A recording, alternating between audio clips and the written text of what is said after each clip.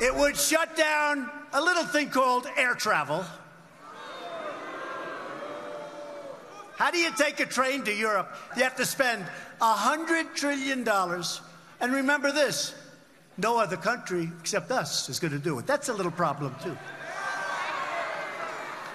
While the world's real polluters, like China, would get many of our companies and factories, they just move into China, move into other parts of the world. That's the way the system works. Not going to happen, folks.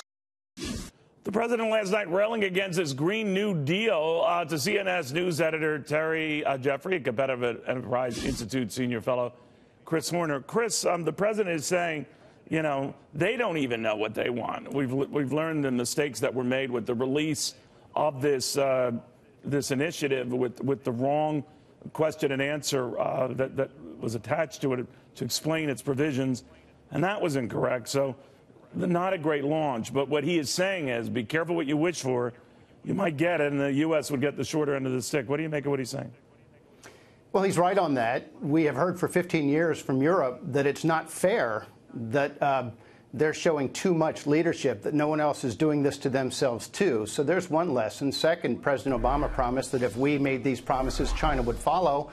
And China's reciprocal promise in the Paris Climate Treaty, it was a treaty, ended up being less than business as usual. So I think we can put aside this myth that you go first and we'll follow sometime tomorrow. It isn't going to happen because this resolution seeks to mandate a state-run utopia. And whether these people like it or not, there will always be in America. It's just if they get their way, it'll likely end up being in Asia somewhere. So it's true that we would be the only ones harming ourselves in this way. It's true that we would have what's called leakage. There's a term coined for it because companies flee to countries that don't do this to themselves, and that's going to be the overwhelming majority of the world, just as it is now.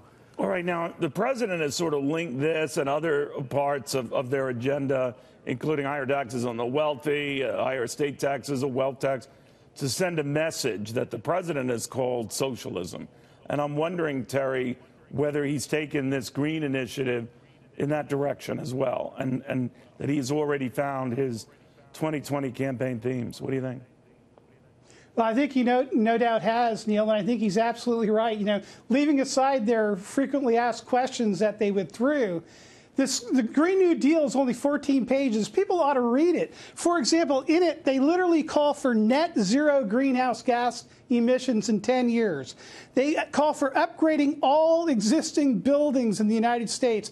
Can you imagine what kind of federal government we would need to make sure that we had zero greenhouse gas emissions in 10 years? To make sure that every single building in the United States, every single middle-class family's home was upgraded, quote-unquote, the way that Alexandria Ocasio-Cortez wants it. I mean, the vision of government that is in the New Deal, the Green New Deal, is all controlling. It would be in every aspect of your life, and in order to implement what they claim they want to do, which is nuts. You know, we talk about Congresswoman Cortez, Chris, but the pretty much forgotten point here is all the leading Democratic presidential candidates, including Senator Klobuchar, deemed a moderate, have signed on to this. Clearly, I don't think, without reading it. And now that there are problems with the stuff that they were reading and found out that a lot of the attachments to this proposal were wrong, I'm wondering if they feel like fools or they're keeping the progressives happy by maintaining and honoring the progressive banner, even though they themselves have serious doubts about it.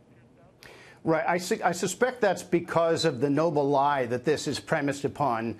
It opens with the climate alarmist catechism, but then it launches into the mandating a federal guarantee of utopia and guaranteed income and so on. I suspect the presidential candidates signed on because it is sailing in under the flag of climate salvationism. Unfortunately, they're wedding themselves to what accurately is described as it's utopianism or socialism. As Terry pointed out, you're talking about a spectacular size government, so we could say it'll create jobs, right? It's just going to kill far many more to seek to do this, and that's going to stick to their heels, even though they're hoping to just cling to the climate alarmism, because that party certainly has moved its center far enough left that they all have to do this.